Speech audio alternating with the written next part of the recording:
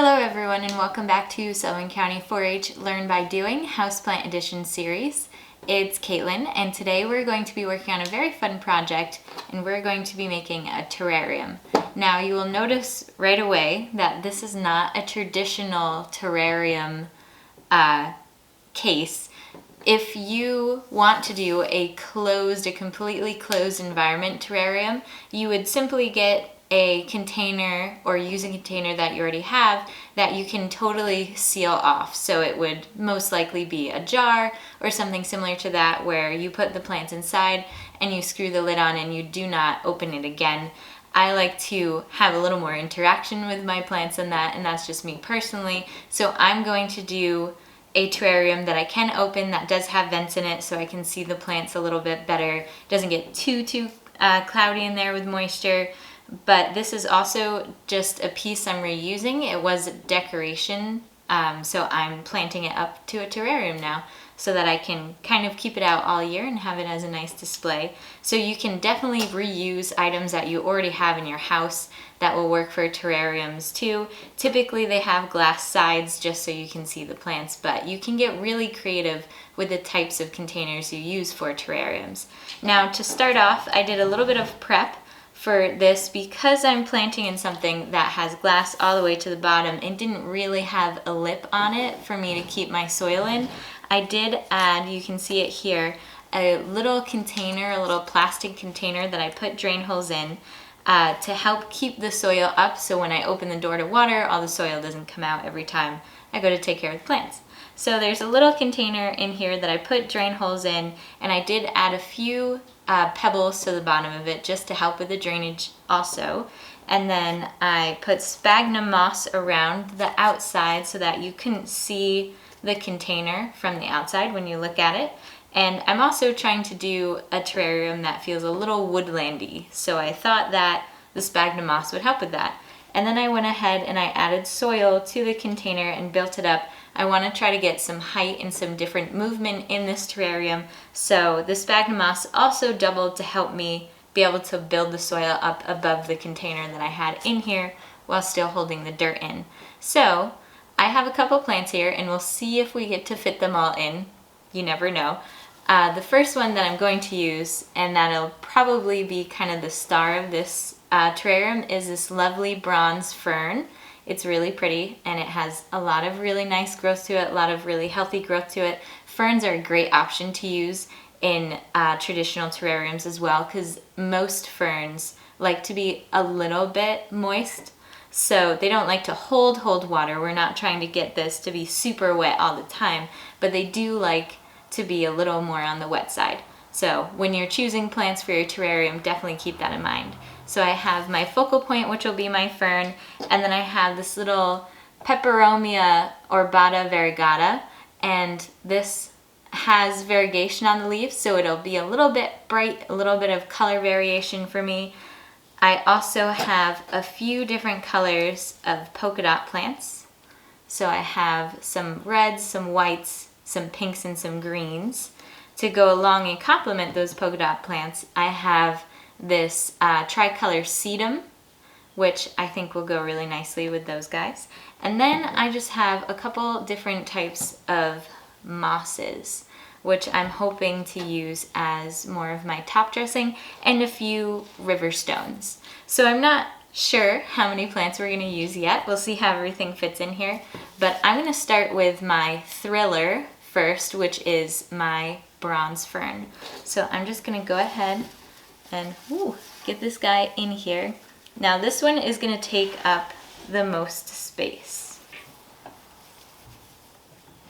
This is why I always like to stage my quote-unquote thriller first, the guy that's going to take up the most room, so that I know, I'm also looking at this backwards, so we'll see how this goes.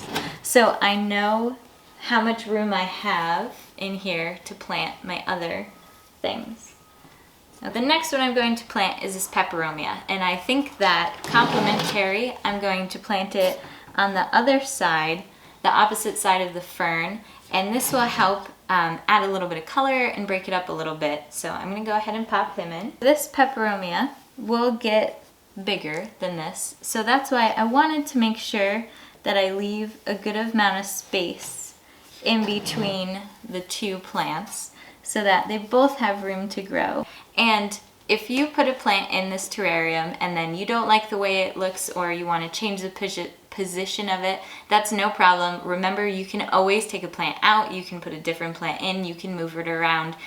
Once you plant this, you're not committed to it staying the exact way that you planted the first time. It might be 2 weeks later and you decide you really want to move that plant over to a different spot. That's totally fine and totally up to you.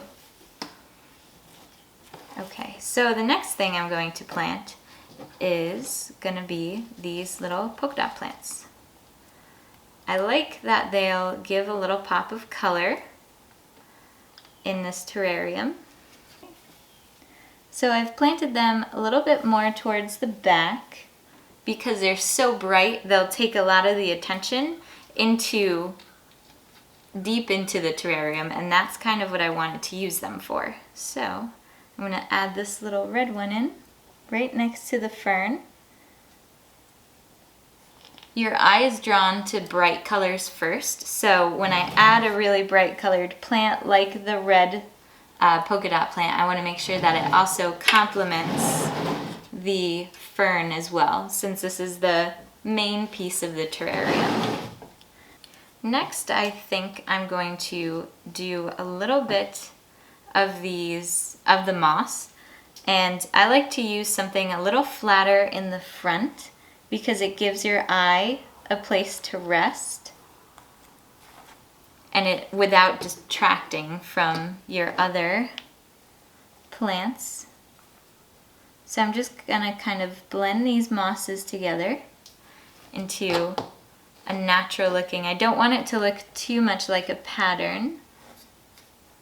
So I'm just trying to blend them together in a way that you might see in nature. I'm going to take a little bit more dirt off this guy. This one might be a little bit too big to add in there, but with mosses, most of the time they're pretty easy to separate.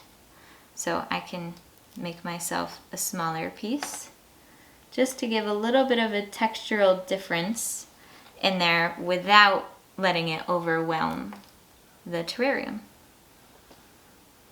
Okay, so I added the tricolor sedum in there, and any place I needed to try to lift the fern's branches up so that I could see the plant underneath, I just took some of my taller moss and I tucked it up underneath it to help encourage the plant to go upwards.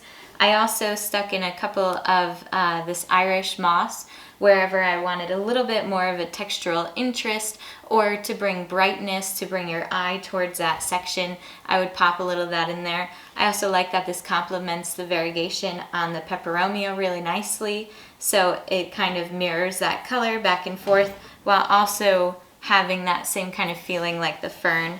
So at this point, we are pretty much done, and if you want to add some river stones, that's kind of up to you. This can add a little bit of interest as well.